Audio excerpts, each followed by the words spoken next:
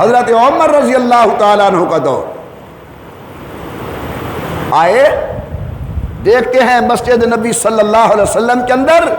رمضان شریف کا مہینہ ہے، 10 آدمی اس امام کے پیچھے تراویح پڑھ رہے ہیں، 20 آدمی اس امام کے پیچھے تراویح پڑھ رہے ہیں، 30 آدمی اس امام کے پیچھے تراویح پڑھ رہے ہیں۔ حضرت عمر نے صحابہ کو بلایا،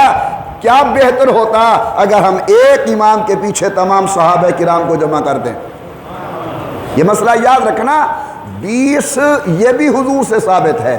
مسجد نبی کے اندر جماعت یہ بھی حضور سے ثابت ہے، البتہ ایک امام کے پیچھے پورا مہینہ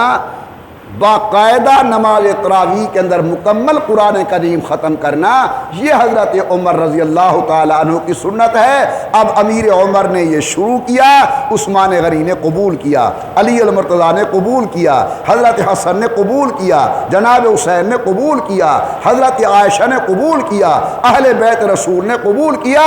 امت نے قبول کیا۔ آج تک ہماری مساجد کے اندر وہ نور موجود ہے۔ حضرت علی تشریف لے آئے، دیکھا ایک امام کے پیچھے